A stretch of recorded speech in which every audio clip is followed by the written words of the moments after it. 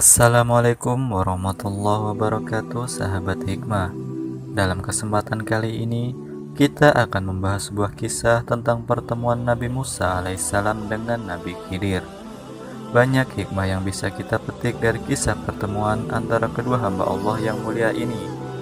Namun, sebelum kita mulai kisahnya, mari sahabat semua untuk selalu dukung channel ini dengan cara like, komen, dan subscribe.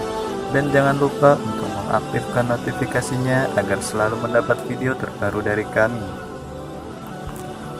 Dalam hadis riwayat Al-Bukhari, Ubay bin Ka'ab berkata, ia pernah mendengar Rasulullah SAW bersabda, suatu ketika Nabi Musa berkhutbah di depan Bani Israel.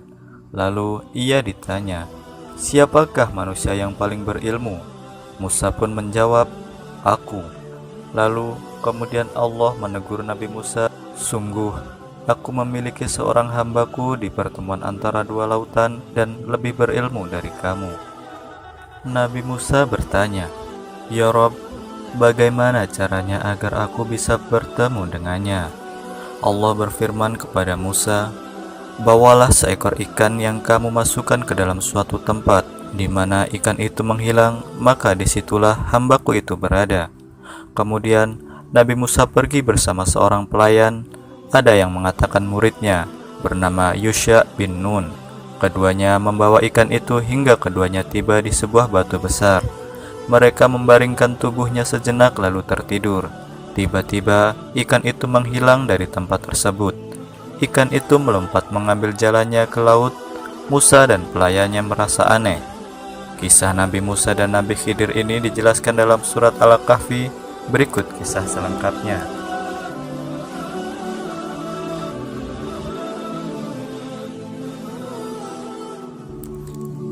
Dan ingatlah ketika Musa berkata kepada pembantunya, aku tidak akan berhenti berjalan sebelum sampai ke pertemuan dua laut, atau aku akan berjalan terus sampai bertahun-tahun. Maka ketika mereka sampai ke pertemuan dua laut itu, mereka lupa pada ikannya. Lalu ikan itu melompat mengambil jalannya ke laut itu. Maka ketika mereka telah melewati tempat itu, Musa berkata kepada pembantunya, bawalah kemari makanan kita. Sungguh kita telah merasa letih karena perjalanan kita ini.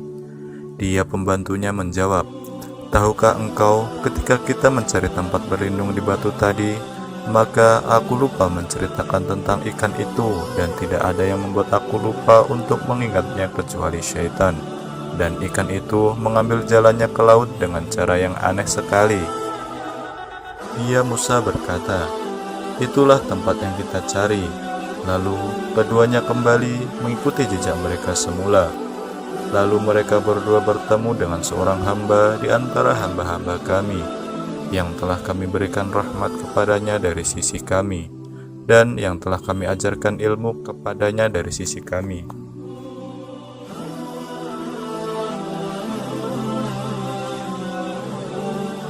Musa berkata kepadanya, bolehkah aku mengikutimu agar engkau mengajarkan kepadaku ilmu yang benar, yang telah diajarkan kepadamu untuk menjadi petunjuk?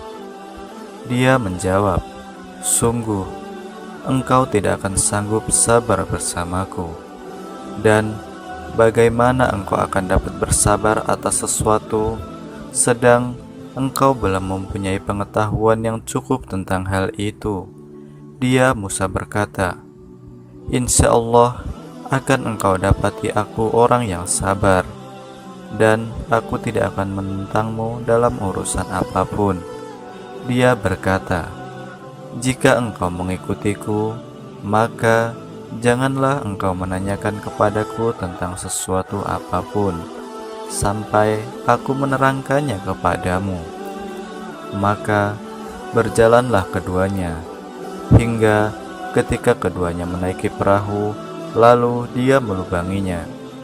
Dia Musa berkata, mengapa engkau lubangi perahu itu? Apakah untuk mengenanggelamkan penumpangnya? Sungguh engkau telah berbuat sesuatu kesalahan yang besar. Dia berkata, Bukankah sudah kukatakan bahwa engkau tidak akan mampu sabar bersamaku? Dia Musa berkata, janganlah engkau menghukum aku karena kelupaanku, dan janganlah engkau membebani aku dengan sesuatu kesulitan dalam urusanku. Maka berjalanlah keduanya, hingga ketika keduanya berjumpa dengan seorang anak muda, maka dia membunuhnya. Dia Musa berkata, mengapa engkau bunuh jiwa yang bersih? Bukan karena dia membunuh orang lain. Sungguh, engkau telah melakukan sesuatu yang sangat mungkar. Dia berkata, bukankah sudah kukatakan kepadamu bahwa engkau tidak akan mampu sabar bersamaku? Dia Musa berkata, jika aku bertanya kepadamu tentang sesuatu setelah ini, maka jangan lagi engkau memperbolehkan aku menyertaimu. Sesungguhnya engkau sudah cukup bersabar menerima alasan dariku.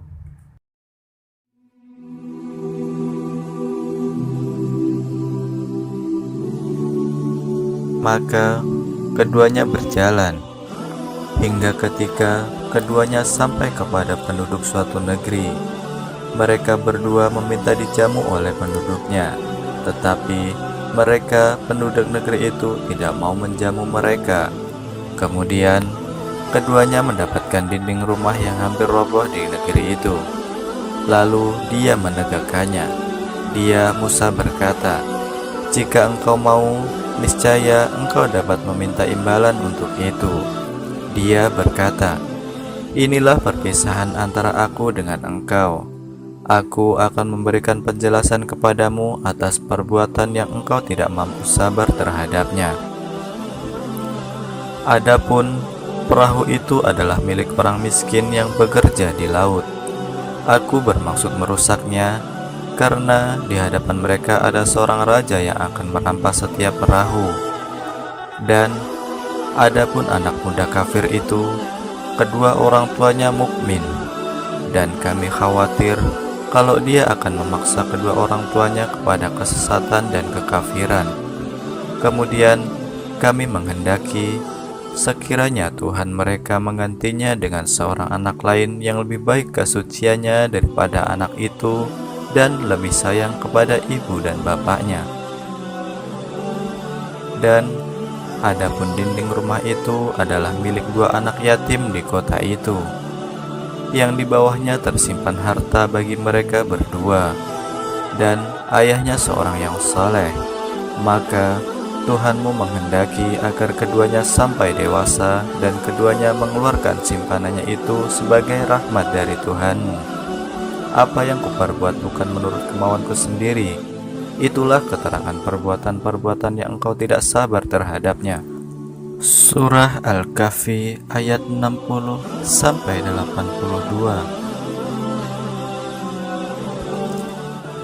Ada banyak hikmah yang bisa dipetik dari pertemuan dua sosok manusia pilihan Allah itu. Di antaranya, pelajaran berharga tentang adab, kesabaran, hakikat, ilmu, serta hikmah agar tidak menyombongkan diri. Dan di atas langit masih ada langit, dan Allah lah yang mempunyai ilmu yang maha tinggi. Kisah Nabi Musa dan Nabi Khidir ini telah mengantarkan kita kepada pemahaman bahwa ilmunya benar-benar maha luas. Di dalam kitab Al-Asrar Rabbaniyah wal Fuyudatur Rahmaniyah karya Syekh Ahmad Syawi Al-Maliki diterangkan bahwa Nabi Khidir dan Nabi Ilyas adalah nabi yang hidup kekal sampai hari kiamat. Nabi Khidir berkeliling di sekitar lautan sambil memberi petunjuk kepada orang-orang yang tersesat di lautan.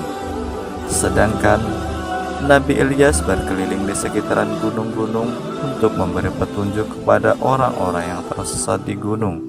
Wallahu a'lam bishawab. Wassalamualaikum warahmatullahi wabarakatuh.